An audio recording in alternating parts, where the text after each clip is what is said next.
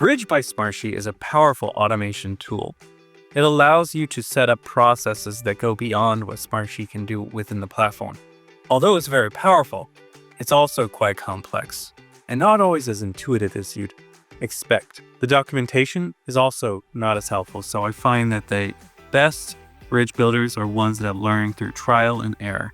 Today we'll talk about when to use it, how to manage it well, and how to set up your customer for success. When it comes to setting up a bridge workflow, I think of it like a train. A train can't turn very fast, but it can also carry heavy loads. And I would say the same is for Bridge. Bridge can do quite powerful updates within Smartsheet or changes between different systems, integrations. Yet, when you're setting up a complex workflow, you'll find that there are definitely limitations using the GUI to come up with every scenario you may need to think through. In those cases, I highly recommend leveraging JavaScript. A good bridge setup would be a few junctions, then leveraging JavaScript for any of the complex tasks. Next is how to manage it. When you're setting up a bridge workflow, it's crucial that you think through all the steps and keep yourself organized. Bridge is not an intuitive setup. It can be difficult to really organize yourself. As you can see with the bridge setup, it's easy for you to create more and more branches when you're trying to set up a branch. You can see that it can stem farther and farther out. Even thinking through 5 or 6 different scenarios can create quite a tree. So it's important that you list everything out well in Smartsheet. I recommend using a tool like Lucidchart to think through all the different paths and then using that with Smartsheet as well, because what you're going to need is you're going to need information on the authentication if you're working with other tools, like if you're integrating, or even if you're just needing to keep organized on which sheets you're accessing. Bridge works only by sheet IDs. It's not going to be working by the titles of the sheets. And same thing with accessing rows. So you're going to find there are going to be a lot of numbers that just don't make sense in any other way than setting up labels for them. So I very much recommend setting up a sheet to have all this organized. Now let's talk about setting up your customer with success. When you're working with Bridge, you'll find that Bridge doesn't have a lot of easy ways to stop itself.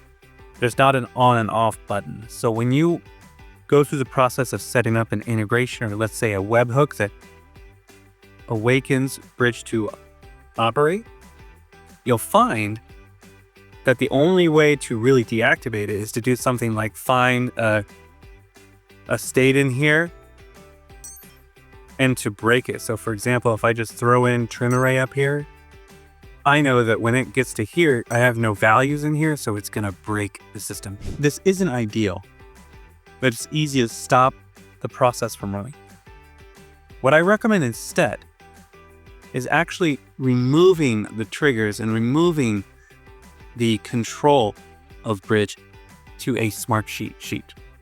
What you can do is set up a sheet that has a drop-down option in one row called on, off, or activated, deactivated. And what you can do is set up Smartsheet to go to that row first.